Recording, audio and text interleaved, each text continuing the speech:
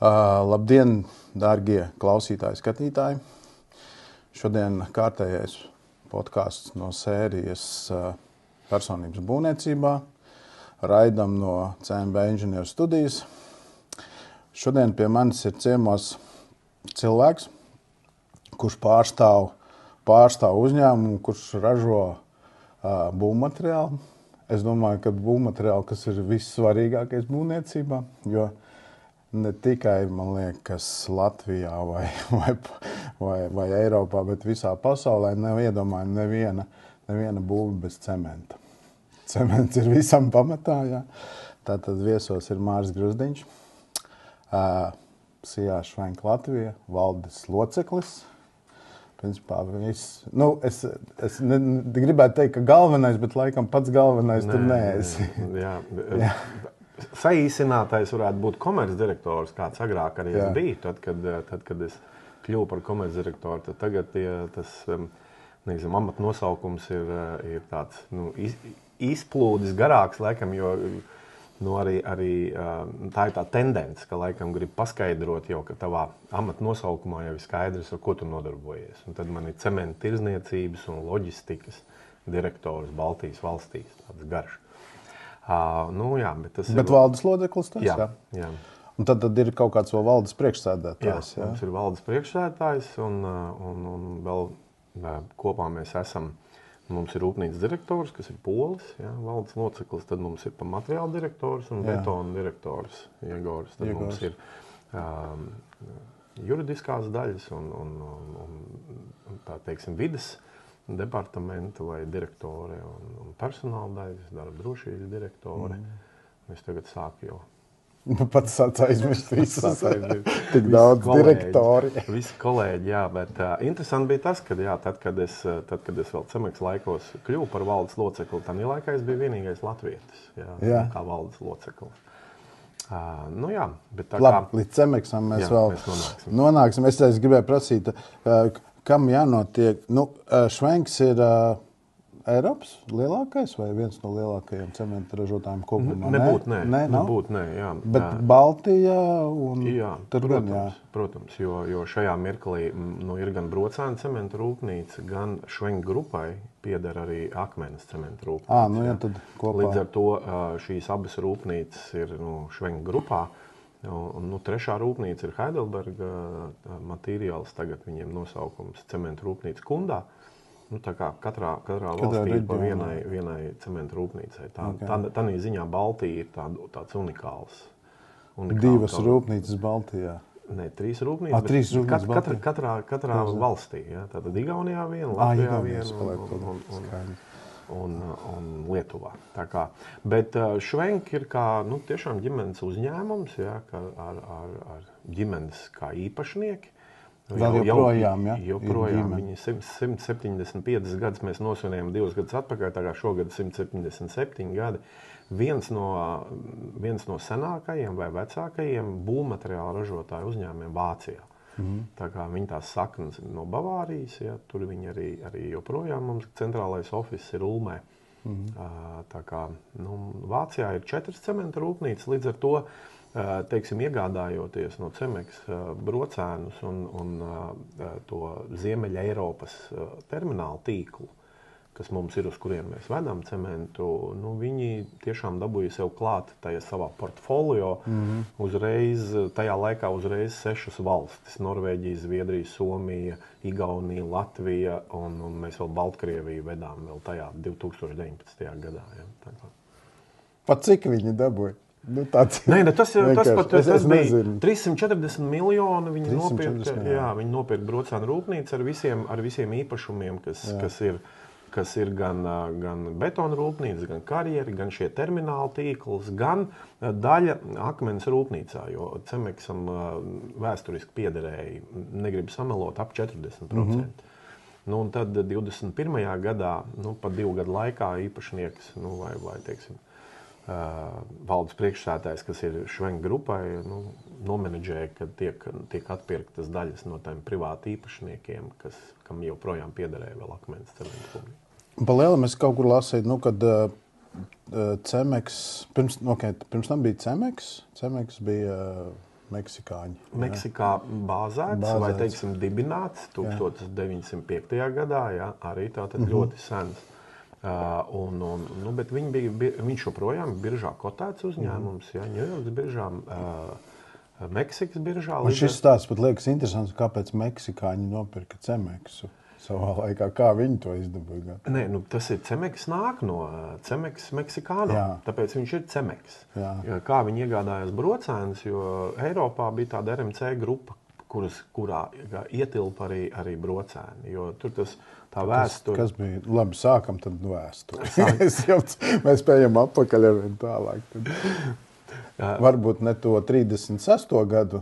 36. Nē, un es arī neesmu tiešām to dokumentāli, un kāds noteikti pēc tam varētu kaut ko apšaubīt, bet kopš 90. gadiem, kad mēs ieguvām to brīvību, Brocēnu cementu rūpnīca gāja cauri dažādiem pārbaudījumiem. Tīri no tā viedokļa, ka nebija jau ne būvniecība, nebija tas, teiksim, būvniecības segments kā tāds, stagnēja, tur nekas nenotika mums. Un līdz ar to pati cementu rūpnīca, Brocēnu šīferu kombinācija, viņš jau bija liels salīdzinoši. Viņiem bija 4 krāsnes, ar kurām ražoja klinkeri. 3 no tām ražoja cementam, 1 ražoja tīri, lai būtu šīferu pašai ražotnei. Un tajā laikā, līdz ar to, ja ražošana nav, viņi īpašnieki... Kā nonāca no padomju īpašumu? Es pieļauju privatizācijas procesā. Privatizācijas procesā, viņi bija kā akcijas sabiedrība Brocēni, un tad tur mainījās īpašnieki, kuriem es, protams, tur neesmu sekojis, bet es lasīju tīri, ka tur bija īpašnieki gan Latvijas gāzi, gan Latvijas energo, tāpēc, ka tie parādi veidojās par to piegādātiem enerģiju. Līdz ar to bija jāņem viņi, laikam, tais īpašumu daļās. Un tad bija kāds mirklis, un es pat nevaru precīzi pateikt, kurš tas gads, tāpēc, ka es neesmu tā pētījis, bet tad viņus nopirka tāds Redimiks, kas skaitījās Vācu rūpnīca, kas viņus nopirka, un tad sākās dažādas, optimizācijas. Ja reiz ražošana nav, tad griežam lūžņos. Tad tādā veidā daudz, kas jau tika, nevar jau teikt, ka tas ir neobjektīvi. Ja nav ražošana, ko tad tu darīsi? Tādā veidā tur dzelzceļš tika iznīja. Mums reāli kaļķekmenis tika vests padomju laikā dzelzceļa. Tāds speciāls tur bija izbūvēts. Tas viss tika likvidēts, sliedes lūžņos, gulšņi, lai kur tur vēl uzbērumi vēl tagad bija palikuši. Bet viss tas nokļuva līdz tam brīdim, ka vienā mirklī par īpašnieku kļuva RMC grupa. Tā bija liela grupa, tāda, arī, kas nodarbojās ar būvmateriālu ražošanu. Viņiem bija cementu rūpnīcas gan Horvātija, Polija, Vācija, Anglija. Es tagad visus varbūt neuzskaitu, Un Cemeks reāli viņus nopirka 2005. gadā. Visu grupu? Visu to grupu. Tas bija lielākais pirkums tajā laikā Cemeks vēsturē. Ap 6 miljardiem viņi iztērēja, lai nopirktu RMC grupu. Cemeks pirms tam bija ienācis, un viņiem bija jau savas rūpnīcas Spānijā. Ja nemaldos 7 rūpnīcas, un tas ir tīri no tāda... Man liekas, viedokļi, ka tur runā spāņu valodā, līdz ar to viņiem viegli bija ienākt Eiropā, nopērkot šīs... Aizgāja pie saknēm. Aizgāja pie saknēm. Un RMC grupa tika iegādāta 2005. gadā, un es arī tad pievienojos. Tad es sāku Brocēnos strādāt. Aizgāju pilnīgi no profesijas, kas nebija saistīta ar būvniecību. Līdz ar to tavs uzaicinājums, personība būvniecībā, man liekas, tu runāji ar citiem, viņi visi stāsta, kā viņi uz to ir gājuši ar tādu kaut kādu, mācoties un tālāk. Es esmu inženieris, mehāniķis, es esmu pabeidzis Jelgavas mehus, Kurā gadā? 87. gadā, Es iestājos 86. Tā kā mēs nesatikāmies. Es biju aizgāju armijā 87. Un mans iemesls bija, ka es iestājos uz akadēmiju aizgāju, un man ļoti patīk auto, man patīk viss, kas saistīts ar automašīnām. Es kaut kā visu laiku biju sapņojis, ka es gribētu strādāt tajā laikā Jelgavā Rafā, kur par kādu tur inženieru izmēģinātāju uz mašīnām un tā. Un tad tas 82. gads bija tas gads, kad Padomju Savienībā tur tika izdot tie noteikumi vai dekrēti, ka visus ņems armijā. Neatkarīgi no tā, kur vai tu iestājies augstskolā vai nē. Tu iestājies, tad tev paņem armijā uz 2 gadiem, tad tu nāc apakaļ un turpini mācīties. Un tas man bija tāds milzīgs pesimisms. Es pats no Tukuma, Tukumā dzimis, Tukumā uzaudzis, Tukumā pabeidzis skolu. Un tas man bija tāds pesimisms. Es tur domāju, es biju paredzējis iet uz Politehnisko institūtu, uz par automobīļu inženieru. Es to fakultāti precīzi neatceros, un tad man bija tādi draugi, kas nāca, kā mēs sakam, es dzīvoju Tukuma pilsētā, man draugi bija, kas bija tur Smārdē un ap Tukumu. Līdz ar to mēs viņiem teikt, viņi nāk no laukiem. Ja? Viņiem saknes vairāk ir pie laukiem, un viņi man daudzi tur 3 gabali, viens gāja uz mežniekiem, otrs gribēja uz mehiem, trešais uz agronomiem, un viņi jau tā bija izlēmuši, ka viņi ies uz Jelgavu studēt. Un tad viņi vienā rītā, es kā tagad atceros, viņi pie manis ieradās divatā, un pēkšņi saka, Māri, mēs ieraudzījām, ka Jelgavā arī mehos ir viena grupa, kas mācās taisni mehos, kas ir ar novirzienu par automobīļu eksploatāciju. Un tas, protams, man uzrunāja, jo Jelgava bija tā vieta, no kurienes neņēma armijā. Jo tā bija augstskola, kurā tev iestājies, un tu varēji mierīgi mācīties, jo lauksaimniecības bet tur bija militārā katedra. Militārā katedra, jā. Mums tāpat bija jāmācās tajā, jāiet zbori, un mēs vismaz beidzām ar kā leitnanti, ja kaut gan es armijā biju tajā laikā, bijis to vienu mēnesi. Tu tā arī netika armijā. Nē, es tā netika. Es aizgāju uz Jelgavu un tiku armijā. Jā.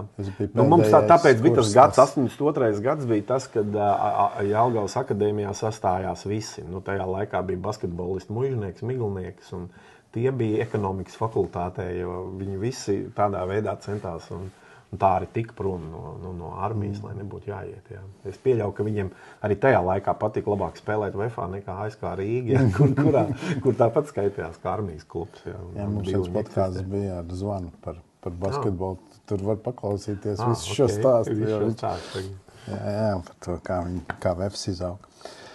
Tā kā tā RMC grupa un Cemeks. Bet labi, tieši tā, tad tu pabeidzi Jelgavu un aizgāji strādāt par automobīļu inženieri. Es pat neaizgāju, jo es pat mācoties sapratu, ka es iestājos, ka reāli mācoties mehos, tu pat dabūsi daudz vairāk, daudz plašāk to tvērumu nekā tikai automobīļi. Un tāpēc es biju parasti, tur bija 7 grupas, un katrā grupā pa 25 cilvēkiem, ja mēs kursā bijām makteni liels skaits, tur 150. Un tikai puiši. Ja. Līdz ar to tur visas studentu vienības un visas studentu vakaras un vispārējos mēs centāmies atrast un rīkot kopā ar kādām, filologu meitenēm, medicīnas meitenēm, kaut kuri meiteni. Bet stāsts par to, kad es pabeidzu un es aizgāju, iestājos arī ar, kā jau tajā laikā daudz mēs, un arī man šis draugs viens, gribētu teikt, palīdzēja, jo viņiem bija kolhos nākotnes Smārdē, kurš man aizsūtīja, kā stipendijāti. Līdz ar to viņi maksāja stipendiju, kas bija tur drusku lielāka. Ja nemaldos, tur tā valsts stipendija bija 40 kapeikām. 2 rubļi. Un tad tā, ko es labi atceros, tad nākotnes stipendija bija 60. Ja? Tad tas jau bija stipri augstāk. Un es nomācījos, un pēc 5 gadiem es gāju atpakaļ uz Smārdu, jo man bija pēc tā līguma bija jāstrādā kolhozā. Un tur es arī iesāku tajā laikā, es jau biju 4. kursā, biju apprecējies, un tad es devos atpakaļ, un mēs bijām ar sievu jau nolēmām, kad mēs noteikti, jo man vecākiem bija liels dzīvoklis, bet mēs bijām nolēmuši, ka mēs nedzīvosim, ka mēs uzreiz būsim atsevišķi, un tā mēs Smārdē īrējām tur vienu istabiņu ar virtuvi, vienā privāta mājā, 2. stāvā, un tā es sāku tur strādāt. Un kolhozā es pēc būtības, kā jau tikko apprecējies, gribēju vairāk nopelnīt. Ja? Un tajā laikā inženieris pelnīja, negribu atcerēties, tur 150, 200 rubļus, ja? Tas, gribētu teikt, melnstrādnieks, ja? Viņš tur pelnīja 300. Ja? Un es aizgāju strādāt pa mehāniķi. Es gāju vienkārši fermu mehāniķis, un tad es sapratu, ko to veselu gadu es nostrādāju tā, bet man tas savukārt iedeva to, ka viens ir nauda, un otrs, vai tev tas tiešām gribās darīt, vai tu gribi to izaugsmu, vai tu gribi kaut ko citu. Sūdu transportieri mums bija pat tāda situācija, ka tu nāku mājās, un man viss drēbes jānovelk un jāatstāja kaut kur ārā, jo tu nevar ienākt. Ja, tas bija traki. Ja. Un īpaši jau, ja tu to dari cūku fermā. Ja. skatās, vēl ir tā, jā, bet, nu, tā kā, jā, nu, un tad man, nu, atkal pilnīgi negaidīt, jo man sieva nāk no Talsu puses, un man bija pilnīgi negaidīt, jo viņiem tur ģimenes draugs, viens, kurš strādāja kolhozā Draudzība, Talsu pusē, viņi reāli pēc gada man piedāvāja galvenā inženiera amatu kolhozā Draudzība, nu, kas bija viens no lielākajiem kolhoziem vispār Latvijā. Ja? Tur bija Dundag, bija milzīgs, un šis bija arī liels. Un man tur tādam jaunam gurķim pēkšņi pateica, saprot, vai es negribu strādāt par galveno inženieru. Tur jau vairs nebija 150 rubuļi. Tur vairs nebija. Un negribu teikt, ka tur viņi bija stipri vairāk, bet man tas viens no galvenajiem iemesliem bija, kad tur uzreiz deva dzīvokli. Jo galvenam inženierim pienācās 3 istab dzīvoklis. Man ģimenē bija pirmā meitiņa piedzimusi, un līdz ar to mums tur ģimenē ar vienu bērnu dabūt 3 istab dzīvokli. Padomu laikā tas bija luksus, jā, un arī neiespējami tāda misija. Nu, un tā es uzņēmos un gāju, un gribētos teikt, ne jau cīnījos, bet, izaicinājums tas bija liels, jā, jo man tas inženieru kolektīvs bija liels, man tur bija 4 eksploatācijas inženieri, man tur bija katrā iecirknī, mums bija 5 iecirkņi, katrā iecirknī mehāniķis, jā, visi tie traktoristi, kas tur ir, un automašīnu šoferi, un tas skaits bija, liels, jā, mums bija pār pa 150 automašīnām smagajām, tur pār pa 150 traktoriem, jā, tur 30 pār kombainu graudu tikai, jā, tā kā tā teritorija bija liela, ja nemaldu kopā 15 000 hektāri, jā, bija kolhozam Draudzība. Nu, un tā es tur strādāju par inženieru mehāniku līdz pat privatizācijai. Tad, kad mēs dabūjām brīvību un privatizācijas laikā bija, man pat gribētos teikt, ja daudzi saka, ka citās vietās tur notika privatizācija, man gribās teikt, ka mums kaut kā es to nejūtu. Ja? Mums tiešām bija vai tāpēc, ka mēs tur tā vadība arī piedalījās visā tajā privatizācijas procesā, sadalot, kādā veidā viss tas kolhozs tiek sadalīts. Un tur bija gan iecirkņi, gan tur atsevišķi dārzniecība, atsevišķi kokzāģētāji. Mums jau bija daudz dažādu, tur kaut kāda plasmasas ražošana, tur kaut kādas blombītes ražoja.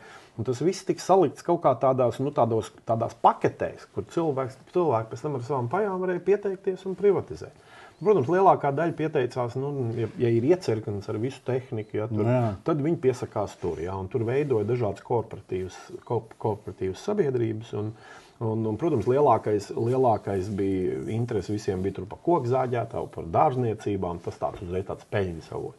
Bet atsevišķi bija nodalīta arī mehāniskā darbnīca. Mums bija tiešām liela, diezgan jauna, 82. gadā, ja nemaldos, uzbūvēta, līdz ar to viņi tur bija knapi 10 gadus veci, visas tās ēkas. Un tur viņi bija atsevišķi atdalīti, un tur kaut kādas tehnikas vienības bija pieliktas, kas tur iecirkņiem nebija vairs vajadzīgs, tos tur piekabināja tam mehāniskai darbnīcai. Un neviens jau īstai mehāniskā darbnīcā tādu peļņas avotu neredzēja. Tas pārsvarā tikai, vismaz kolhoz laikā tikai tērēja naudu. Ja? Līdz ar to maksā, un tur visu laiku taču ir tikai jāmaksā algas, un kad tev nav tas saimnieciskais aprēķins, tu jau tur skaties uz to objektu kā uz tādu tērētāju.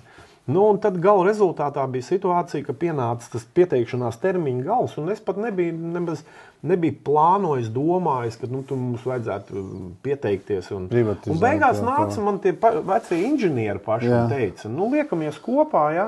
Ņemam tās darbnīcas un saimniekosim. Ja? Un tā mēs kopā bijām 7 īpašnieki, kuri salika, aizņēmāmies arī naudu, ja? Vai tās pajas aizņēmāmies. Ne jau naudu, tur bija vajadzīgi tās pajas. Un ieguldījām un paņēmām un sākām saimniekot. Tā ir 90.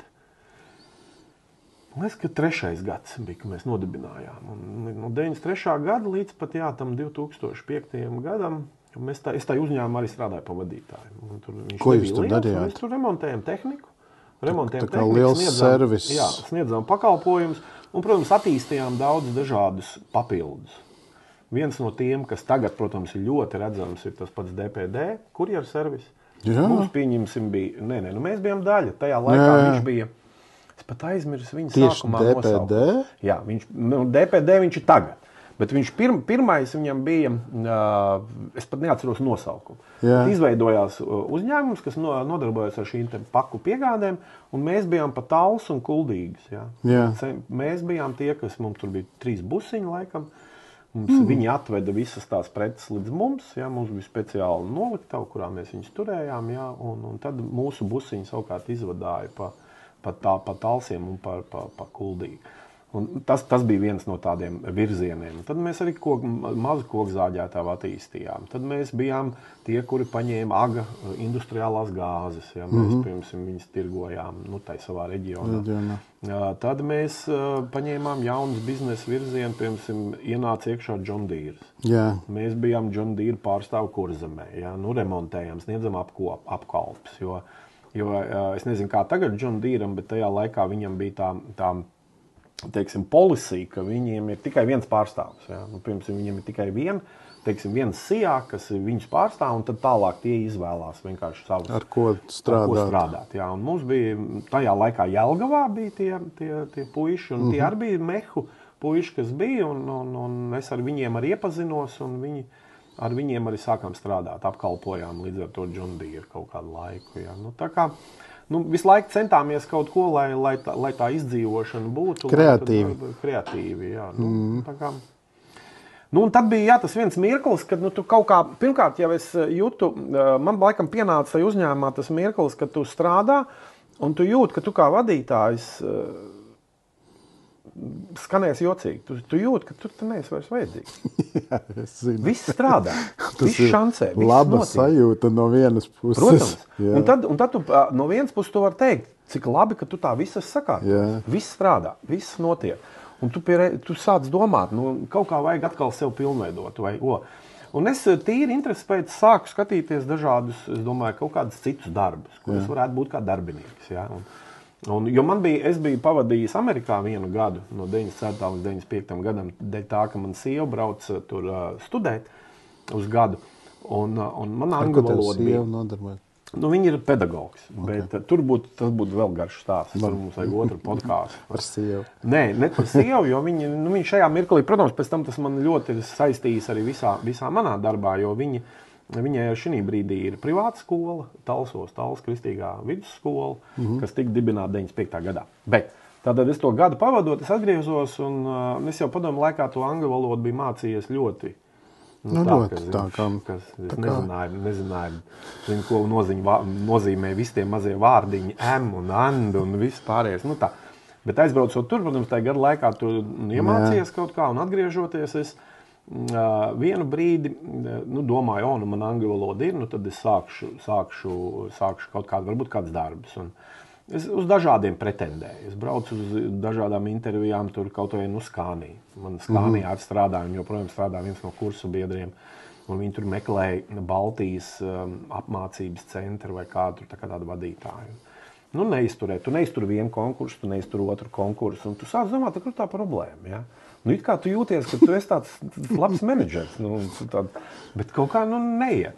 Un tad mēs pilnīgi nopietni sāk saprast, ka laikam tas Latvijas Lauksaimniecības akadēmijas diploms, 87. gada. Ir tas, kas neuzrunā citus. Tas neuzrunā, ja. Un es sāku arī domāt vēl par tādu studēšanu, un man pilnīgi, es pat neatceros, kā es to uzzināju, kā es to ieraudzīju, bet es ieraudzīju, ka ir Rīgas biznesa skola zem Tehniskās universitātes, kurā mācības notiek pa vakariem. Un 2 reizes nedēļā, ja tu izvēlējies 2 priekšmetus pirms semestri. Un viss notiek angļu valodā, un tas man ļoti uzrunāja. Un es aizgāju un iestājos, kaut gan es uzreiz neizturēju, pat mana angļu valoda, ka es tur gadu biju pavadījis, protams, man gramatika un viss nebija tik laba, ka man viņi teica, mēs tev uzņemam, bet mēs gribam, ka tu pusgadu izēji papildus angļu valodas kursus. Tos es izgāju, un tad es sāku studēt. Un tas bija 2003. gads. Un es jau tajā 2005. gada sākumā jau biju gandrīz pabeidzis tos visus priekšmetus. Nebija visi pabeigti, jo bija vajadzīgi, ja nemaldos, 15 priekšmeti, kas bija jāiziet. 9 obligātie un 6 bija tie izvēles. Un tad es sāku, un es atkal pilnīgi nejauši ieraudzīju dienā sludinājumu par to, ka Brocēnu cementu rūpnīca meklē ražošanas vadītāju. Un Cemeks taisni. Ja? Un es jau nezināju, ka Cemeks ir ienācis. Man vienkārši tajā mirklī, Cemeks, Brocēnu cementu rūpnīca. Un pieteicos, un es atceros, ka es braucu uz pirmo interviju, kā tagad, tāpēc vēlreiz atgriežamies personību būvniecībā. Es braucu un es nezināju, kā ražot cementu. Šito es tev gribēju paprasīt pēc tam, bet labi. Es braucu, es atceros, un es pirms tam zvanīju savam labam draugam, būvinženierim, tādam Aināram Kļaviņam, un es viņam saku, pastāst man, kā ražot cementu. Un tad viņš man sāk stāstīt par klinkeru un vēl kaut ko, un es tā. Un tā es braucu uz pirmo interviju. Un tomēr kaut vai CV ierakstā tas, ka tu studē MBA, ja, un tā tālāk. Es pieļauju, ka arī daļēji kaut ko uzrunāju. Droši vien, tas MBA daudz ko pasaka. Es tiku līdz beidzamai, un interesanti bija tā, ka es, ja nemaldos, gāju kaut kādas 2-3 intervijas, man bija 2, man bija Rīgā, pēc tam es jau Brocēnos tikos ar tā laika, tur bija ražošanas direktors, jau iecelts bija Polis. Tajā laikā Reisons, protams, vēl strādāja. Bet interesanti bija tas, ka viņi to ražošanas direktoru, viņi tagad man visu laiku intervēja, un man pienāca tā pēdējā intervija, kad viņi man tā arī pateica. Viņi saka, Cemex vadība ir izlēmusi, ka viņi nākotnē grib investēt, jo viņi redzēja, ka ir nepieciešamība to cementu rūpnīcu paplašināt, jo ar to nepietika, un ka viņi sūtīs savu cilvēku uz to ražošanas direktora vietu. Līdz ar to mums tas konkurss beidzies. Bet viņi saka, bet mums ir 2 pozīcijas, kur mēs labprāt tevi redzētu. Viens bija remontdaļas vadītājs, un otrs bija karjera vadītājs. Un, jāatzīst, es mēnesi padomāju, kaut arī es jau braucot mājās, es zināju, ka es pat ar lielu prieku ņemšu to remonta dienestu vadītāju, jo es pēc sevis domāju, perfekti vēl manai profesijai. Jā, to, ko tu māki. To, ko es māku. Un jāatzīst, ka es aizbraucu atpakaļ un pateicu, ka es esmu gatavs. Un tad man apmēram bija pirmā tāda ekskursija par rūpnīcu, kur es gāju un skatījos. Un es tiešām tā spriedu. Nekāda milzīga atšķirība te no lauksaimniecības tehnikas nav, izņemot to, ka viss ir 10 reizes lielāks. Ja tas reduktors tev tur, ir šāds, tad tur tai cementa ražošanā viņš ir metrs reiz metrs. Jā, un motori. Tev lauksaimniecībā tur ir 3 līdz 20 kW, tad tur ir 6000. Jā, Tā kā, un tā es iesāku strādāt ar 2005. Gada novembrī, un jāatzīst, ka es remonta dienestā, protams, tur arī bija liela izaicinājumi no tā viedokļa, ka viņiem bija atsevišķi mehāniskā daļa, elektriskā, elektriķi un mehāniķi, un katram bija savu vadītāju, bet Cemexam bija savu policija atkal. Jā, un tas bija tas, ko es tajā darbības laikā ieviesu, ja, ka man bija jāņem, teiksim, tā labā praksa no Cemex, un tagad ievieš viņu Brocēnos, un tas aiz sevis saistīja to, ka ir jāapvieno abi dienesti, jāsāk veidot, protams, ir visi saucamie reliability, kas ir, kā viņš būtu latviski, tie, kas uzmana iekārtas, ne tikai remontē, bet arī viss apkops un viss plānošana un tā tālāk. Un līdz ar to es ar to nodarbojos kaut kādu pusotru gadu. Jā, un man trāpījās, ka es novembrī sāku strādāt un remonta dienestā remontē, cementu rūpnīcas parasti remontē ziemā.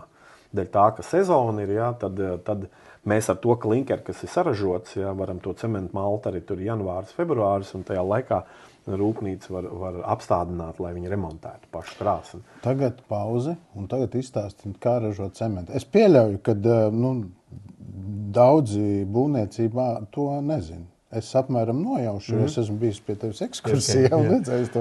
Bet man liekas, ka daži no būvniecības sektora domā, ka cementu ražo uzreiz maisos. No kaut kurienes tāpat kā, ka piens ir veikalā. Un tad tas īsais kurs ir pavisam, bet es parasti nemāku īsti stāstīt, bet tad, kad mums atbrauc pie mums ekskursijā, tad, kad es stāstu par cementu ražošanu un vispār, jo tad es viņiem saku, vismaz aizbraucot prom, jūs vismaz zināsiet vienu lietu, jūs zināsiet atšķirības starp cementu un betonu. Jā, tas ir 2 dažādas lietas, jā, jo cilvēkiem, un es arī daudziem, kad es stāstu, es saku, un ja jūs līdz šim neesat zinājis, tad nepārmetiet sev, jo tas nav nekas tāds, ko jums īsti vajadzētu zināt, ja jums nav saistība.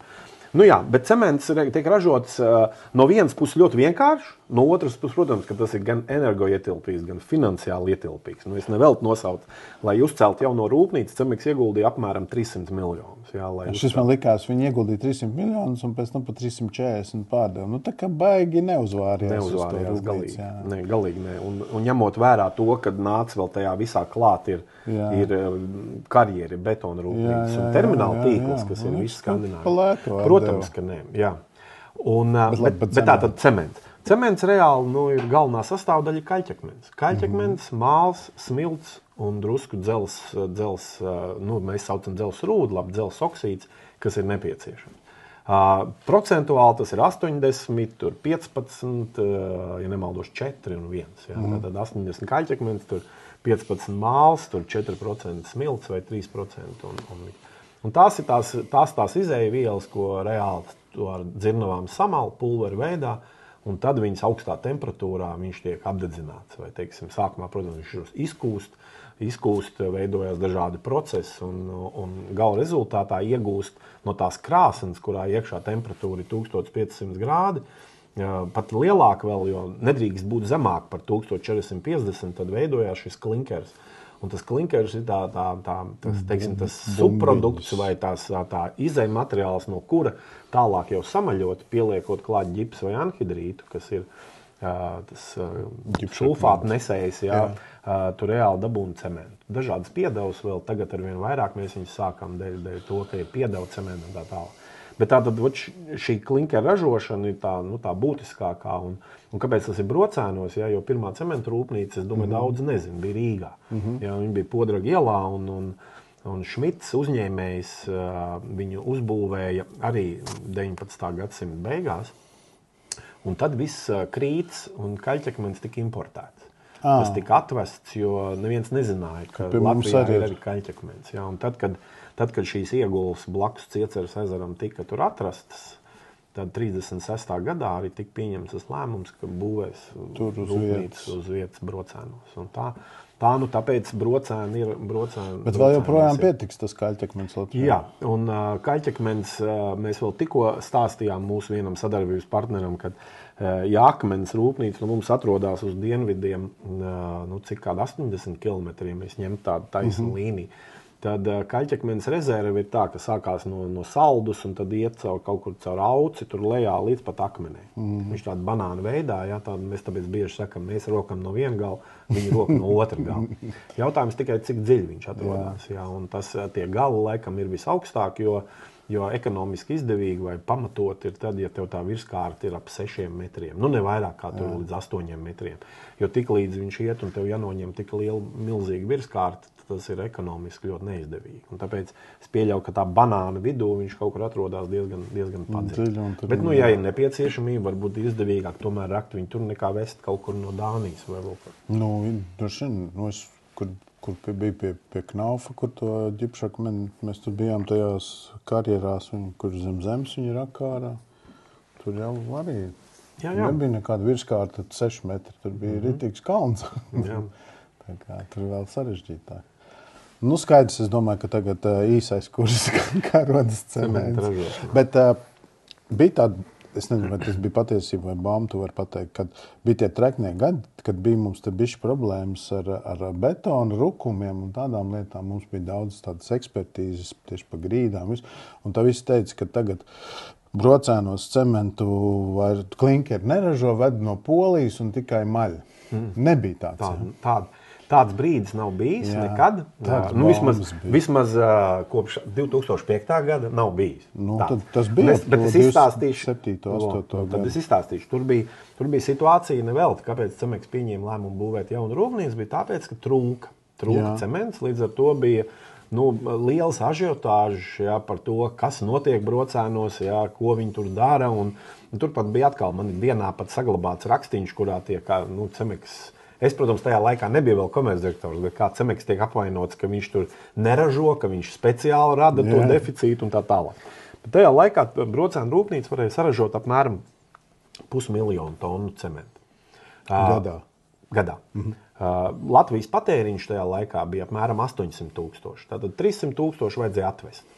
Viņu atved arī, tā bija gan Baltkrievija, gan Krievija, gan no tās pašas Igaunijas tika vestas no šīs Kundas rūpnīcas.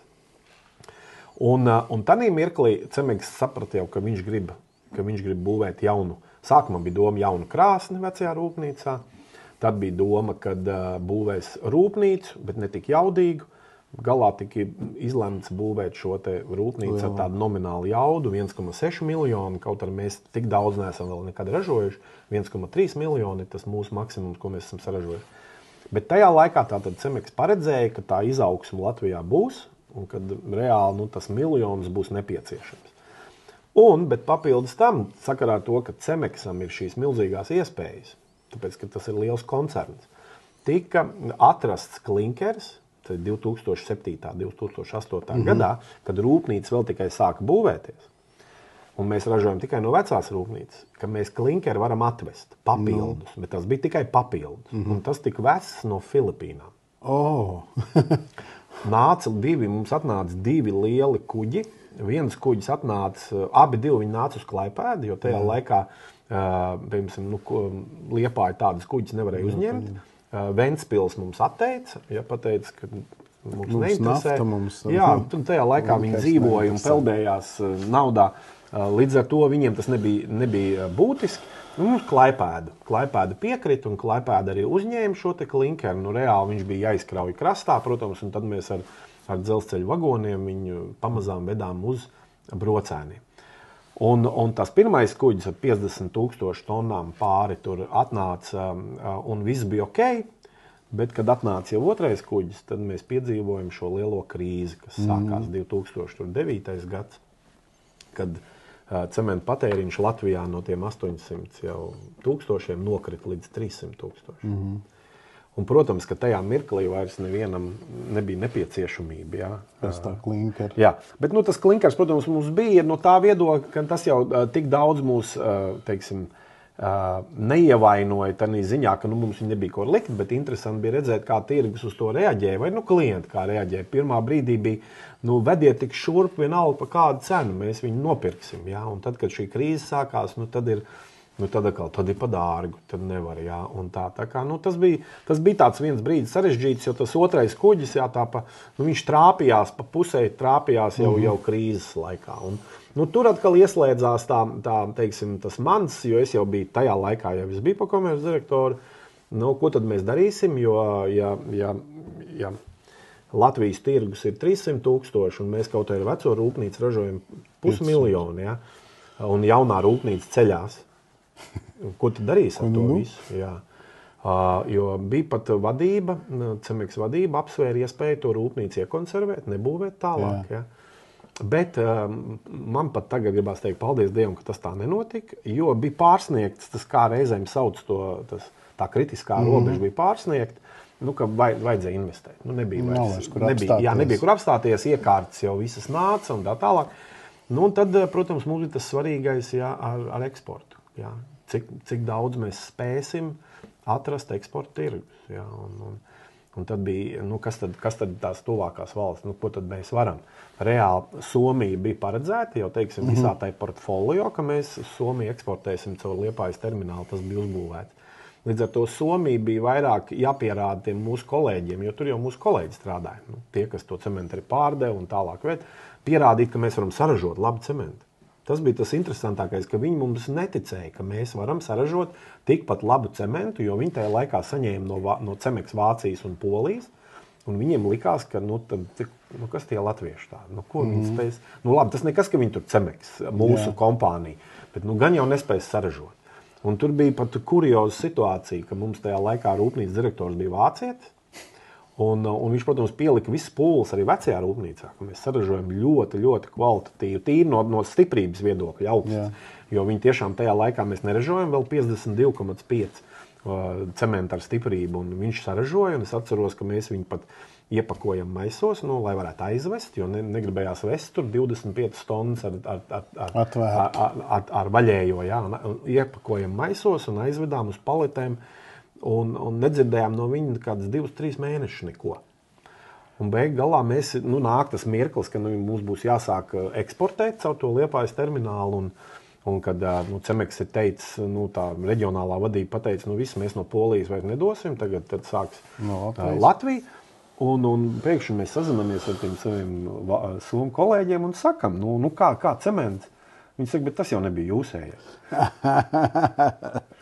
Es domāju, tu esi kolēģis, jau, tu domā, ka es kaut ko esmu, iepakojis kādu citu cementu un aizsūtījis tev, ja? Tā kā bija grūti pārliecināt.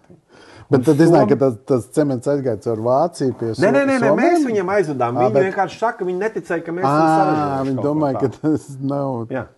Un tad mums, ar Somiem bija ļoti līdzīgi, ka mums pilnīgi izveidojās vesela tāda schēma, kā mēs darījām ar Somu klientiem. Viņi brauc pie mums uz Latviju uz 2 dienām. Mēs viņiem atrādījām rūpnīcu, atrādījām terminālu. Viņi bija tiešām tie klienti, kuriem bija jāredz. Viņiem tu var stāstīt nezinu ko, kamēr viņi nav redzējuši, viņi ierauga. Vairs nav jautājumu. Un viņiem tad vairs nav jautājumu. Un tā mums bija pilnīgi, man gribētu teikt, es no savas puses biju diezgan aizņemts tikai uzņemot šādas delegācijas. Tur pa 2, pa 3 kompāniju tur pārstāvi brauc pie mums, ja, un mums bija pilnīgi izveidojies tāds, ja. Viņi nolaižās, laižam uz Liepāju, ja, tur apskatām terminālu, tur paliekam pa nakti, braucam atpakaļ uz brocēniem, apskatāmies brocēnus, un viņi brauc projām. Apmierināti, redzot, ja, kādā kvalitātē, teiksim, mēs spējam nodrošināt visu to, ja, tā kā, Pa vidu bija arī kāda izklaidējošā programma? Tas parasti viņiem, jā, parasti viņiem, vakariņas jau pats par sevi pastāv, jā. Liepājā nebija jau Cemeksam savs restorāns. Nē, bet mums bija hotels Promenāde, tas bija tā kā tāds mūsējais, jā, tas bija tā kā mūsējais, jā. Un, protams, viņiem ir, ja mēs palikām Rīgā viesnīcā Latvijā, tad viņiem karaoke klubs ir obligāti. Es tiešām nezināju, pirms tam, ka Somiem ļoti patīk dziedāt, un īpaši karaoke. Ir balss vai nav, bet viņiem patīk dziedāt. Un tā mums bija, bet, piemēram, Zviedrijas tirgus bija ļoti interesants, jo tas bija jāiem, būtībā pilnīgi no nulles, jā, tas bija tā, ka mums tur bija nebija Cemeks iekšā arī. Nē, tur nebija, un tur bija vēl viens liels mīnus bijis pirms tam, tajā neatkarības laikā brocēni bija sūtījuši vai eksportējuši cementu no brocēniem atsevišķām kompānijām. Un tad, kad uznāca tas celtniecības bums, kā daudz saka celtniecības bums, es joprojām nepiekrītu, ka tas bija celtniecības bums, tā bija tāda normāla attīstība, bet tajā laikā brocēni pārtrauc. Pateica, mums nav vienkārši. Jā. Un tagad, kad es devos pie viņiem, man, protams, tā vēsture nebija zināma, un, kad es devos pie viņiem, tad viņi man visu šo lika galdā un atkārtoja, kāda man garantija ar tevi. Jā. Jā. Un tad, protams, nācās pārliecināt par to, ja, ka tev šobrīd ir 1,6 miljoni tonnas, nevis vairs 300. Un mēs sākām it kā no vecās rūpnīcas, bet tā jaunā rūpnīca bija, teiksim, mūsu, es pat gribētos teikt, kā tāds labs arguments, labs ierocis, ja, ka mēs teicām, redz, kur būvējās viena no modernākajām, ja ne pat modernākā rūpnīca Eiropā, ja, un tā arī ir. Un mēs arī šī mirklī jūtam no tā visa ražošanas viedokļa, cik daudz mēs izmantojam gan alternatīvo kurināmo, gan vēl kaut ko, cik mums ir CO2 izmeši. Ja mēs salīdzinām ar tām rūpnīcām, citām rūpnīcām, ja, tad mēs esam top 10 visu laiku. Ja. Tā kā, ar to mēs varam tikai lepoties. Man galvā bija jautājums, kam jānotiek, lai kļūtu par Cemeks vai šajā gadījumā par Švenka valdes locekli, bet dzirdot šo stāstu, tur, man liekas, viss ir skaidrs, ja tu atver tādus tirgus, tādu eksportu un ražošanas jaudas, tā var izaugt, tad tas ir diezgan likumsakarīgi. Jā, bet man pat gribās teikt, ka tā uzticēšanās, kas no Cemeks puses bija man jo es nevēl pieminēju, es 1,5 gadu biju tikai tajā remontdienestā, tad mani pārcēla uz loģistiku. Pa loģistikas daļas vadītāju, kur es biju konkrēti pakļauts pašam komercdirektoram tajā laikā. Un tad komercdirektors arī bija ārzemnieks? Nē, tas bija Andris Miezis. Bija mans vadītājs kādu pusgadu. Un tad nāca momentāli tāda pilnīgi negaidīta ziņa, ja, ka viņš gāja projām. Ja, un mani ielika burtiski, es saku, pēc pusgada, ja, es jau biju komercdirektora amatā. Un man liekas, ka tā bija liela uzticēšanās no paša Cemeks vadības puses. Ja? Es arī ceru, es pats ticu, un es ceru, ka es viņiem attaisnoju tās viņa liktās cerības. Jo tādās pozīcijās ir vajadzīgi uzticami cilvēki. Un īpaši, ja tu esi tikko ienācis un darbojies, mums jau jāatzīst, ka kā man viens no vadītājiem, kas bija pēc tam spānis, viņam patīk viņam teiciens, viņam patīk tie hanki-panki, kas notiek, tie visādi hanki-panki. Un tie hanki-panki ir ar tie, kas, vai viņi notiek tur privatizācijas par laikā un tā tālāk. Un to gribētu teikt, nevar neapbruņot aci, bet ja tu esi, ja tev ir šī loģiskā domāšana un tas redzējums, tu saproti, kurā vietā notiek dažādi hanki-panki. Ja? Un tas, vai tas ir kādos iepirkumos vai vēl kaut kur, ja? Tās lietas, ja cilvēki ir, ja viņiem nav šie ētikas standarti, ja? Tad ļoti bieži, ja? Teiksim, ar tādiem apjomiem darbojoties, ko to ir degvielas iepirkumi. Mums bija ļoti liela, jo mēs apgādājām savus pārvadātājus ar degvielu. Līdz ar to iepērkot degvielu. Ja? Tur viss kaut ko noteikti var sarunāt pa vidu. Jā. Līdz ar to ir jābūt šai uzticamībai, ja? Un šim uzticēšanās. Un to es sajūtu no tām pirmām dienām, arī jau strādājot tajā remonta dienestā, kur es tiešām atradu pat pirmajā ziemas remontā. Mēs viņu izpildījām zem budžeta paredzētā, ja? Tos izmaksas ziņā. Ja? Tāpēc viens no lietām, ko mēs ļoti skrupulozi piegājām, konkrēti es piegāju no tā viedokļa, ka es pieprasīju tur, cilvēku stundas uzskaitīt precīzi, darīt šo, darīt to. Ja reiz ir vajadzīgs parasts strādnieks, tad mēs nedrīkstam viņam maksāt, tur metinātāju algu vai vēl kaut kādu. Tādas lietas, ja, kur tu vienkārši optimizē dažādas sīkumus, ja. Gala rezultātā tu panāci to, ka tu esi tiešām izpildījis ar lielu ietaupījumu, ja, to, kas bijis paredzēts varbūt, ja. Un tu redzi, ka varbūt iepriekš ir pieiets pavirši, ja, un līdz ar to dažādi apakšu uzņēmējus arī izmanto. Ja. Man tur ir nostrādā 8 stundas, es tur pierakstu 16 stundas, ja, un viss. Un tu reāli redzi, ja, kā tur uzreiz griežās cipari un naudas. Un tāpēc, piemēram, pieejot tam ar tādu redzējumu, ka tās lietas ir jādara pareizi un godīgi un ētiski pareizi, ja, un man tas ir bijis. Arī pirms Cemeks laika, jāsaprot, ka man tās lietas, un man tas drusku izmainījies, tev pieminēs, tā 94. gadā esot Amerikā, es tiešām atgriezos, un mēs pat savā uzņēmumā pastendēs pateicu visu, jo mums arī bija viens mirklis, ka mēs, optimizējām nodokļus, ja, nevaram samaksāt visu soc nodokli vēl. Jā. Un tad viss, mēs tā arī pateicu saviem īpašniekiem un visu, ja mēs varam izdzīvot, tad mēs izdzīvojam, un ja mēs nevaram izdzīvot, tad varam bodus iet, jā, bet mēs strādāsim pēc tiem principiem un viss. Kas ar tavu to pastendes uzņēmumu vēl joprojām? Viņš joprojām eksistēja vēl 2 gadus atpakaļ. Tad īpašnieki nolēma, jo tur uzradās viens, kas bija gatavs viņu atpirkt. Jā, un sakarā to, ka jāatzīst, es no tiem īpašniekiem biju viens no jaunākajiem. Jā. Man bija tiešām tie vīri, kas bija man tie eksploatācijas inženieri, ja viņi visi jau, pāris jau tagad nelaiķi, un līdz ar to viņu mantinieki tur piedalījās. Bet, viņi bija ieinteresēti, lai, pārdotu viņu, ja, un daļa no manas puses tur nebija, pat tā emocionālā kaut kāda baigā piesaist kaut gan es savu visu dzīvi esmu uzbūvējis, man pat privāta māja atrodas tur. Es uzbūvēju viņu 2000. gadā, bet apmēram puskilometru, ja, no darbnīcām, no darba. Tā kā viņš eksistēja pēc tam, ja, un ļoti veiksmīgi eksistēja, par ko man arī bija prieks, jo, tā kā es tev teicu, viņš vienkārši darbojās. Viņš vienkārši darbojās un viss notika. Un mēs nebijām jāatzīst, ka no vienas puses var teikt, vai tas bija pareizi vai nepareizi, varbūt viņš tāpēc tik ilgi arī izdzīvoja, varbūt arī dēļ tā, ka mēs nebijām ņēmuši nekādas milzu aizņēmumus. Mēs nebijām līduši kredītos, un līdz ar to mums bija daudz vieglāk, ka to tev nespiež kaut kas uz kaklu visu laiku, ka tev ir kaut kādam konkrētam ienākumam visu laiku jābūt. Jā, un tas bija tas pozitīvs. Negribu nedari. Jā, mēram. Skaisti. Bet es neatceros īsti vairs to Cemeks laiku tik labi, bet man, piemēram, tā sajūta bija, ka mēs tagad arī bijām pie tevis Švenkā.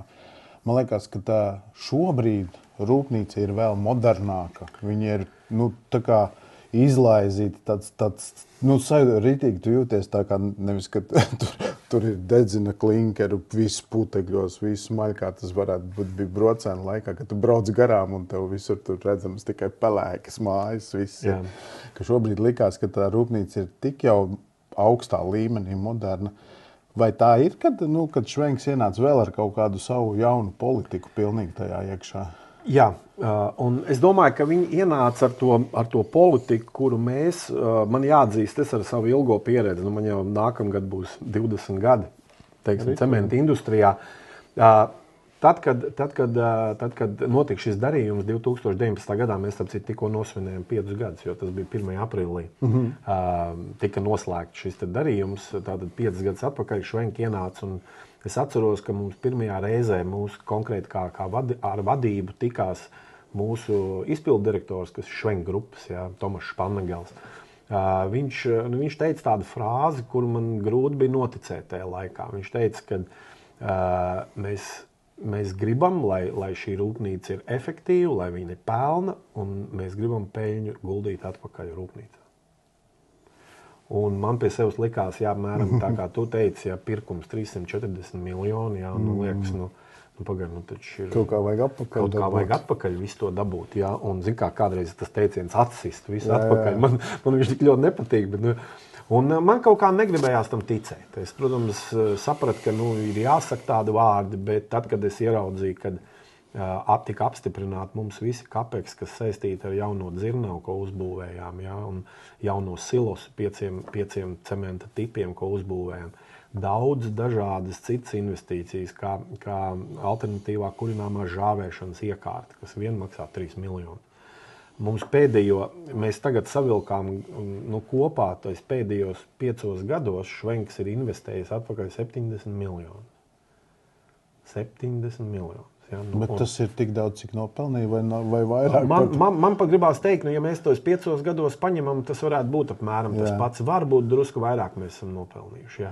Bet vienalga, jo vēl jau jāskatās, kādas vēl tās nākamās investīcijas, viss saistīts ar zaļo kursu un ar visām tām prasībām.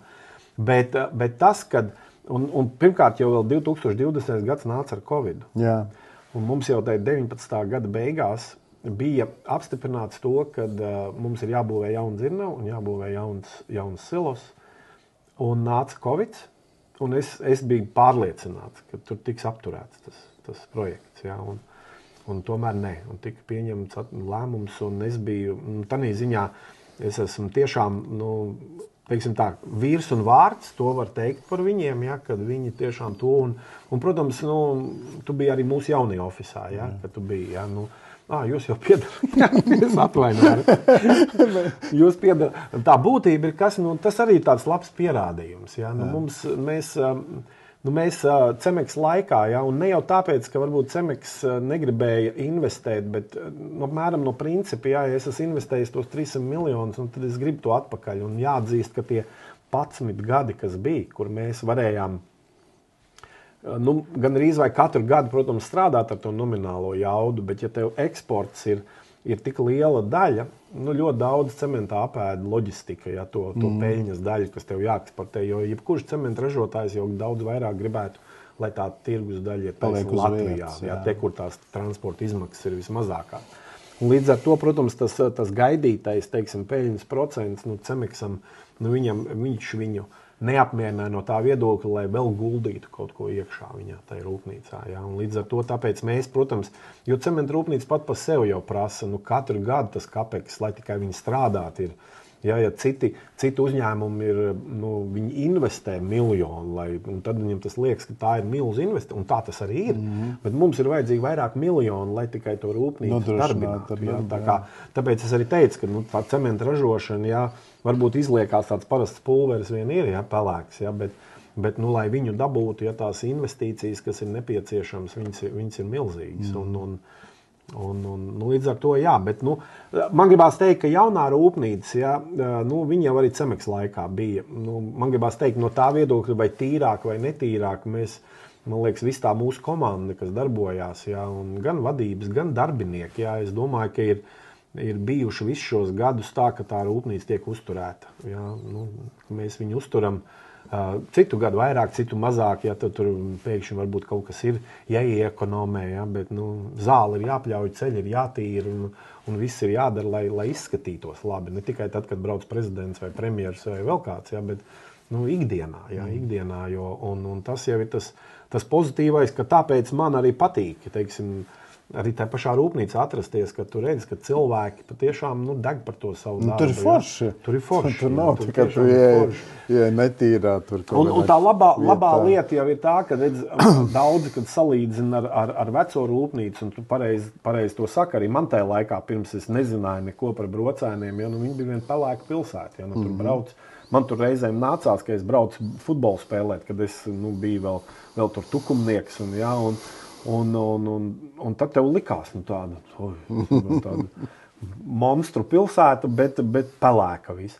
Bet tā būtība jau, ka tas pats process, tā vecā rūpnīca, viņa bija uzbūvēta tāda, ka nevienam jau neinteresējas. Ja.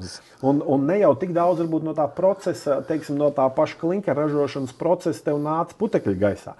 Kā daudz atkal tur mēļoja, un man gribās teikt, nepatiesi runāja, ka tur slēdz filtrus ārā, ka tur optimizē. Tas ar gluži nebija taisnība. Ja. Vairāk ir tas, ka es vēl vakar rādot, jo mums vakar bija sadarbības partneri brocēnos, un es viņiem rādīju tādu senu bildi, kurā klinkera noliktava. Un tagad mums ir apaļais kupols. Tad slēgta noliktava pilnīgi. Tajā laikā klinkera noliktava bija abi gali vaļā, tikai jumts pa virsmu. Kā tu ber to klinkeru ārā no greifera kraus? Putekļi aiziet pa gaisu. Ja tanī mirklī ir vējš, viņš visu aizpūš viņu aizpūš uz pilsētu. Vai uz pilsētu, vai uz otru pusi. Līdz ar to tā tīrība vai netīrība viņa vairāk saistīta ir ar to, ka cik daudz visās tais tehnoloģiskajos procesos tiek ievērotas tās lietas, ja, kur tu vari nosūkt vai izdarīt, ja to tu izdari. Okay. Betona ražošana, kāpēc tas jau arī bija Cemex laikā, vai jau pirms tam pat betona ražošanas mēzgli un viss? Jā, to var vairāk skatīt kā tādu vertikāli integrētu.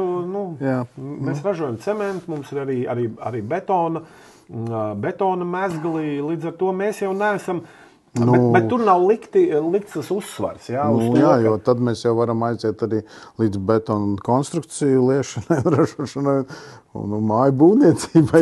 Cemex laikā pieņemsim bija, kad ir rūpnīca, bija betona, šitās dzelzbetona ražošanas rūpnīca. Jā, mēs pat braucām, vēl bija Cemex laiks, ka mēs braucām uz Angliju skatīties tos pašus špalas ražot. Dzelzceļa gulšņus. Dzelzceļa gulšņus ražoja arī Cemexam savu rūpnīcu, kas ražoja taisni Anglijas dzelzceļa. Viņiem bija ļoti plašs tas salīdzinājums. Jā, un tas ir jautājums, ja kurā virzienā tu Bet šobrīd jums ir tikai vēl betona ražošana, nav vairāk nekāda integrēta biznesa. Ja? Nē, mums ir integrēts bizness, kurā mēs esam ieguldījuši, bet mēs neesam, mums nav kontrols paketi, ir dzelzbetona ražotājs Igaunijā, kompānija Fram. Jā. Tas ir tāds diezgan liels ražotājs, tur mēs ieguldījāmies. Kā Švenk grupa. Cik mašīnas Iegoram ir? Laikam tas ir Iegora jautājums, bet apmēram vispār tas...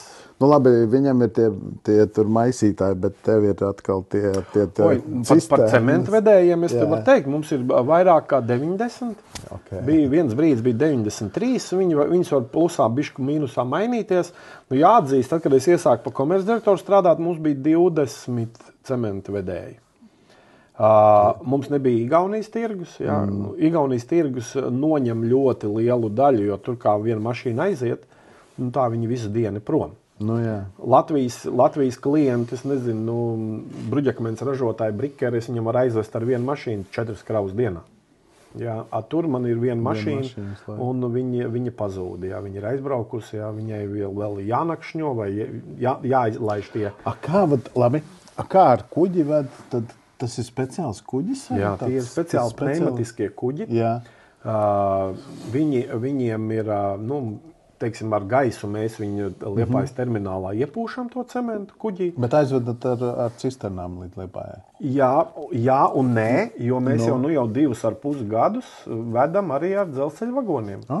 Jo reāli termināls, kad viņu uzbūvēja un dizainēja, viņam nebija paredzēts, ka ar mašīnām viņu apgādāt.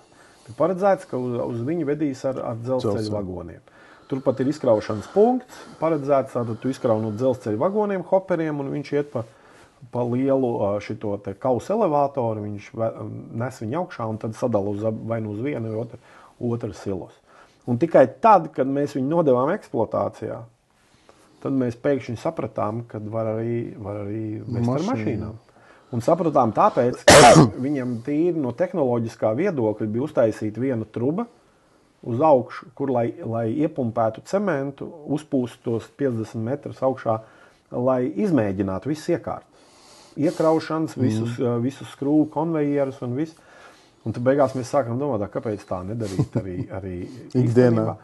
Un iesākām to darīt, un burtiski pāris mēnešus pastrādājām tā, un sākām domāt, kāpēc nepadot pa taisno no mašīnām uz to kausa elevātoru. Un tas nes augšā, un tad jau var sadalīt pa abiem, vai uz vienu vai otru. Tā kā mēs tur daudz ko pilnveidojām, uzlabojām, mums tur tagad ir 3 izkraušanās, ka 3 mašīnas var vienlaicīgi krauties ārā, un arī dzelzceļa vagoniem mēs vedam. Un man gribās teikt, ka ar vien lielāks procents iet ar dzelzceļa vagoniem. Un iemesls bija tas, ka mums uzradās viens sadarbības partneris, kurš iedeva, tas nav LDZ Cargo, ar kuru mēs visu laiku esam bijuši sarunās, un viņi neiedeva to konkurētspējīgo. Ka tu visu laiku salīdzini ar automašīnām, un nav tas ekonomiskais efekts. Un tad nāca, jāatzīst, ka krīze tagad, kas bija, viņi iedeva arī gan Covid, iedeva šo te, kad bija viena šī kompānija, kura nodarbojas arī ar dzelzceļu, kura mums iedeva labu piedāvājumu. Un to, ka viņi paši visu apkalpo, ko nozīmē, ka tur tie cilvēki piedalās, lai to cementu izkrautu. Tā kā... Labi. Kāda nākotnes plāna ir Švenkam? Milzīgi. Zaļais kurs nes kaut ko tādu. Varbūt šito no tevis, kā tas ir energoefektīvais un zaļais cements? Es nevarētu izstādīt. Es zinu, ka tas ir, tur daudz kas ieviešās, bet kā tas notiek tieši? Mēs zinām, visenergoietilpīgākā ražotne Latvijā, tātad vislielākais elektrības patēriņš, gāzes patēriņš. Gāzes patēriņš mums ir ļoti mazs, jā. Mums viņu vajag 2 dienas. Uzstartēt. Mums viņu vajag 2 dienas, bet tādā mirklī mums vajag ļoti daudz. Bet viņš vajag tikai 2 dienas. Bet no energo viedokļa, protams, mēs skatāmies ar vien vairāk, lai mums tā enerģija, vai tā nāk no viena piegādātāja vai no otra, lai viņa būtu zaļa enerģija. Protams, ka mēs jau neesam enerģijas ražotāji. Jums ir savs arī saules parks. Mums ir saules parks, kas ir saucamais tas PPE projekts ar AJ Power. Kuri šo projektu uzbūvēja, mēs noslēdzām 20 gadu līgumu par šīs elektrības pirkšanu mūsu vajadzībām 100%. To mēs arī darām, un mēs pašlaik esam procesā, ka mēs būvējam rūpnīcā iekšā tikpat lielu parku, kas ir mūsējais jau. Tas reāli mums nodrošinās tikai 8-9% no mūsu patēriņa. Šie 2 lielie parki. Katrs apmēram 6 megavati. Protams, tas uzreiz parāda, cik liels tas elektroenerģijas patēriņš mums ir. Ja? Jo es nevelti saku, viens motors, kas griež dzirnavu, ir 6 megavati. Ja? Tad tas reāli strādā tikai uz vienu motoru. Jā, tikai uz vienu motoru. Bet kā tad dabūt to zaļo, tur ir vēl, gribētos teikt, to negribu saukt par, kā man tikko viens kolēģis teica, mēs nevaram teikt, ka tā ir problēma. Tas ir mūsu izaicinājums. Un tas izaicinājums ir kas, jo šī klinkera ražošanas procesā, tai īsajā kursā man jāpieliek drusku lielāks tas kurs, ir tas, ka ir kalcijs CO3, ir kaļķakmens. Un tai apdedzināšanas procesā mums klinkerā paliek kalcija oksīds. Un no viņa atdalās tas CO2. Un tas notiek procesā. Tas nozīmē, ka man tas CO2 izmeši, viņi man tikai 1/3 daļa rodas no kurināmā. 2/3 man ir šis ķīmiskais process, kas notiek pašā krāsnī. Un tāpēc cementa industrija ir liela izaicinājuma priekšā, kā šo CO2 uztvert, kā viņi no tām visām izplūdes gāzēm, kas mums nāk ārā, kā to CO2 dabūt nost, kā viņi sašķidrināt, kā viņi transportēt, kā viņi noglabāt. Un tie ir tie lielie projekti, pie kā Švenks jau ir sācis strādāt. Protams, ka tas šī brīdī ir tikai izpētes procesos, bet jāatzīst, ka ne tikai izpētes procesos, mums jau būvējās kopā ar vēl 3. Ir Švenks, ir Heidelbergs, ir Vikats un Dikerkorf. 4 cementa ražotāji ir salikuši savus, finanses kopā, lai uzbūvētu testa rūpnīcu. Mūsu vienā no rūpnīcām, Mergelštetenes, kas ir Vācijā, rūpnīcā, visas lielas rūpnīcas mazā daļā, maziņa stūrī jau tiek būvēti. Un tikko bija ziņa, ja nemaldos vēl LinkedInā par to, ka tā krāsnes ir uzcelta jau vietā, kura ir krāsnes, kura tiek veidota pēc jaunas tehnoloģijas, un kur tā tehnoloģija atšķirās. Tad, kad mēs padodam kurināmo, lai dabūtu tos 2000 vai 1700, 2000 grādus, mēs padodam gaisu. Gaisā mums jau tai degšanas procesā ir vajadzīgs skābeklis. Skābeklis gaisā ir 17, 18%. Un tur tā tehnoloģija ir tā, ka tur tiks padots nevis gaiss kopā ar kurināmo, bet tīrs skābeklis. Un viņi sauc par oxyfuel. Un tā tehnoloģija ir tāda, kura, protams, ir tikai izpētes procesā, jo tā rūpnīca būs ar ražošanas jaudu, ja nemaldos, 400 tonnas dienā.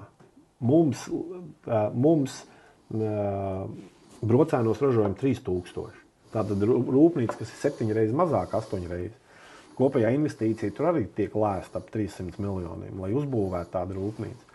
Un viņi reāli paredzēti tikai testa režīmos, un pēc tam, Bet tas iegūms ir, kur labi padodam tīru skābekli. Līdz ar to tajā ķīmiskajā procesā rodās daudz mazāk tas CO2 izmešu. Okay. Un tad tas CO2 uztveršana kļūst mazāk energoietilpīga. Jo šajā mirklī mūsu aplēses ir, kad, lai uztvertu CO2, un šāda tehnoloģija, ko pašlaik arī ievieš Heidelbergs cementa rūpnīca Breivikā, Norvēģijā, viņiem jau ir testa. Viņi jau, ja nemaldos, tūlīt jau sāk to darīt, vai jau ir iesākuši darīt, bet viņi pusi no savām gāzēm attīrīs no CO2, uztvers pusi. Un tad viņi šķidrinās, pumpēs kuģos, vedīs un pumpēs pazemes krātuvēs. Un glabās. Un izrādās, ka tās pazemes krātuves man bija par lielu izbrīnu, viņas ir milzīgas. Es tikai redzēju tādu izpētes, kur iet runa gan par Norvēģijas krastiem, gan par Dānijas krastiem, kurās jau ir kompānijas, kuras veic šos izpētes. Un tur bija tas viens lauks, bija apzīmēts, ka tur ir 450 miljoni kubikmetru. 450 miljoni, tas ir apmēram mūsu rūpnīcas, 350 gadu darbs. Jā. Un tas ir tikai viena maza daļa. Tas ir tas lielais izaicinājums cementa ražošanai, kā viņa turpinās to darbu pēc, gribētos teikt, 2030. gada, jo šī brīdī Eiropas komisija ir pieņēmusi to lēmumu, kad CO2 brīvās kvotas tiek samazināts ar 2026. gadu, un līdz 2030. gadam viņas ir 0. Tas nozīmē, ka visas tās brīvās kvotas, kas līdz šim cementa ražošanā tika cementa ražotājiem piešķirtas, noteikts, protams, apjoms, un tas atkal tur ir sarežģīta sistēma, kā tas tiek kalkulēts, un tāpēc mums varbūt bija izdevīgi, jo es nevēl pieminēju, mēs esam starp 10 efektīvākajām rūpnīcām. Līdz ar to mums tas CO2 kvota apjoms visus šos gadus ir pieticis. Mums nav nācies piepirkt klāt. Tiklīdz tev viņas jāpērk klāt, tas ir vienkārši. Tā uzreiz cena celsies. Un tas izaicinājums lielais, ka jebkur no šīm tehnoloģijām nes aiz sevis milzu energopatēriņu atkal. Un tas ir tas, kas arī mūs, tas ir atkal ne jau tas biedē, tas ir liels izaicinājums, kā to visu nodrošināt. Ja, pieņemsim, tāda CO2 jauna rūpnīca tiek uzcelta, lai to uztvertu, šķidrinātu, vestu kaut kur, pumpētu kaut kur, Mēs aplēs, mums ir, ka elektrības patēriņš dubultosies. Mums. Kur mēs dabūsim elektrību? Izaicinājums, jā. Tā nav problēma, tas ir izaicinājums. Jā. Es domāju, ka tas viss kopumā ir liels izaicinājums. Ja, visā. Tā kā visu laiku ir tādās nemitīgās pārmaiņās. Vismaz ir interesanti visu laiku. Jā. Ļoti. Bet man jāatzīst, ka man pat visus šos 19 gadus nav bijis neinteresanti. Ir bijis stresaini, ir bijis grūti, ir bijis tādi mirkļi, kad gribās visu pamest, ja, no tāda nervu viedokļa.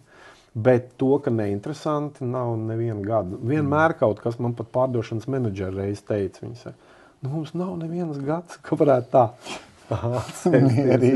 Ka vienmēr kaut kas notiek. Ja. Mums pat bija bijuši tādi gadi, kad Cemeks laikā bija mums pēkšņi izcēlās, un tas bija, tur tiešām aizgāju apakšstacijā, izcēlās ugunsgrēks. Ja.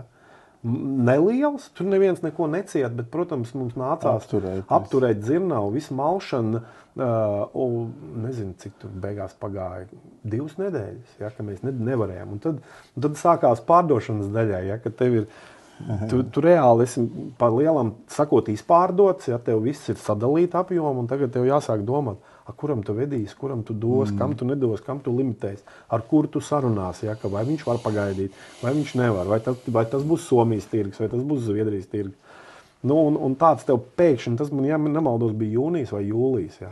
Protams, mūsu teiksim, ražošanas cilvēki, tur tika, fantastisks darbs, protams, tika paveikts, ka tur tika dabūt šie pārvietojamie ģeneratori milzīgie, ja, Tur stāvēja 3 vai 4 viņi tādi konteineri, ja, kas tur darbināja. Es neatceros, pat no ārzemēm viņus atveda, man liekas, nolikt.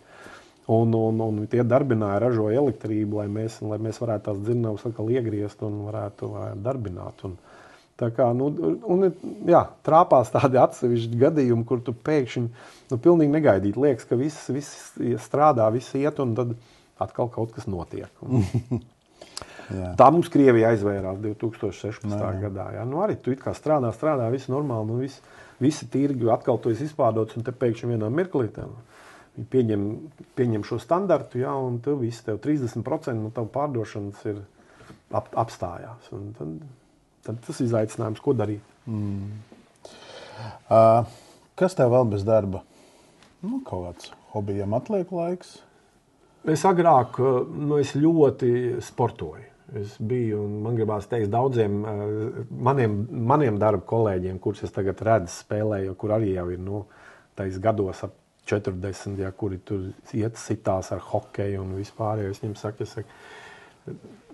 skaties, ko tu vari darīt, ja, jo tas ļoti tev atmaksāsies. Ja, jo tas ļoti tev atmaksāsies. Šī mirklī tu to nejūti. Ja. Es aktīvi sportoju līdz pat 40 gadiem. Es gan spēlēju gan futbolu, gan basketbolu, gan hokeju. Un man patika, man ir patikuši un joprojām patika vienmēr tāda komandas sporta veida. Laikam pēc tā paša principa es esmu tāds komandas spēlētājs. Es daudzreiz teicu, man labāk patīk iedot piespēli nekā varbūt pašam iesist to golu. Ja? Tad gandarījums ir tikpat liels. Jā, es esmu sportojis ļoti daudz. Man parādījās tāds, kad es sasniedzu. Man pat bija viens tāds, kad es bērnībā, man patika moči, man patika tādas lietas, bet man vecāki nevarēja atļauties. Labi, man vecāki toreiz atļāvās nopirkt turistu velosipēdi, ja, un tas arī bija liels, jau, man liekas, tāds no viņu puses, tāds ziedošanās. Bet ko es ar to gribu teikt? Es, protams, biju visu laiku apkārt tiem pašiem puišiem, kas bija mani draugi, ja, tie no laukiem. Ja, tiem bija savas javiņas, savi moči, ja, viņi brauc uz skolu pat ar tādiem jau. Un tad man pēkšņi tagad, kad it kā tu jau varbūt vari atļauties, ja, man reiz atbrauc šis te rūpnīcas direktors vācietis, reiz pie manis uz Talsiem atbrauc ar moci, ja, ar to BMW, ja, kas ir tas, teiksim, Enduro lielais mocis, ja, 1200. Un es nezinu, kas man notika. Viņš iebrauc pie manis sētā un viņš jau toreiz saka, vai negrib pabraukt. Protams, es tur izbraucu tādu gabaliņu, ja, un es pie sevis tā nodomāju. Cik man bija tajā laikā, kad 52, apmēram, jā. Un tad es nodomāju, ja man vispār mocis būs, tad man gribās šitāds BMW, ja vispār kādā. Un tad pagāja vēl kāds gads, un tad es vienā no saviem korporatīviem pasākumiem ar saviem kolēģiem pie Cieceres ezera mums vienreiz gadā mēs tādu vasarā taisam. Viens tur no Liepājas bija atbraucis arī ar kaut kādu čoperu tur, ja, un es visiem citiem teicu apmēram tā. Un viens man prasīja, kāpēc tu Māra mots nebrauc, nu tādu, tomēr. Un es viņiem saku, un man tajā laikā bija, es tiešām biju beidzis sportot, taču 40 pār gadiem, zin kā, un tad man bija pār pa 110 kilogramos, ja, un es viņiem kaut kā, tā saku, es moci varu atļauties pirkt tikai tad, kad man būs zem 100. Un es vienkārši tādu frāzi izsviedu, ja, un es tā pie sevis domāju, bet es tā esmu pateicis. Un man nāca 55 gadi. Ja, un es tā pie sevis domāju, es taču varētu sev uzdāvināt moci. Bet man nav zem 100. Un tad es baigi sāku sev disciplinēt, sāku braukt ar riteni, sāku saprot, ar tenisu es spēlēju, reizēm uzspēlēju tenisu, un ne ļoti bieži, bet ar riteni sāku braukt, un kaut kā sāku redzēt, krīt, baigi labi. Un man jāatzīst, man dzimšanas diena 23. augusts, man kaut kādā, 15. augustā bija zem 100. Un? Man bija, es nedēļas laikā atradu mobile.d, atradu Vācijā moci, 2 gadu vecu. 23. augustā man pat bija iedomājies man meita, kura man mācās Amerikā un strādāja. Bet viņa bija bijusi Eiropā kaut kādā komandējumā, un viņa man pārsteigumu uztaisīja. Viņa atbrauc pie manis 23. augustā uz manu dzimšanas dienu, uz to 55. Un man viņai bija labi, mūsu vakariņas bija visas kopā, bet es jau visu biju plānojis. Nākamā dienā es saku, čau, Zanīt, es braucu pēc moci, pieliku piekabi mašīnai un maucu uz Vāciju pakaļ mocim. Un tad man tagad ir mocis. Es ar viņu nobraucu, 3000 gadā. Bet man viņš ir, un man viņš patīk. Un man patīk ar viņu pabraukt tais brīžos, kad ir tas man arī tāds tāda, negribu teikt, baigā aizraušanās, bet tāda patīkama. Un no otras puses man bija patīkami redzēt, kad tu ej uz kaut kādu mērķi. Ja, un man, godīgi sakot, man bija iemesls bija diezgan tāds, es pat negribu teikt, ka tas bija baigais, ka es esmu baigais taupītājs. Bet es pie sevis domāju, es tagad tur esmu. Man ir tie 110, jā. Es tur nopirkšu. Mocim taču vajag kombinzons vai bikses, visu vajag. Es tagad viņu nopirkšu. Bet man tas mērķis bija tā, ka es saprotu, ka ar gadiem gan jau man tas svars būs jāpērk akli jauns, ka nokritīsies. Tā es domāju, nē, man jāsasniedz tie 100, un man pat interesantākais, ka es pēc tam aizbraucu pirkt tos kombinzons uz BMW to centru, un es viņu tur pērku, un man tas pārdevējs pat saka, tu varētu vienu izmēru lielāk ņemt. Es saku, nē. Es ņemšu šito izmēru, jo man katru gadu viņā būs jātiek iekšā. Punkts. Tāds man tas stāsts vēl par tādu. Un man... Es visu laiku sev šitā pašu, es atkal no tā, tu saki, nobrauc 3000. Domāju, es tik maz nobraukšu, priekš kam man tas mocis vajadzīgs, viņš tikai stāvēs, aizņems vietu.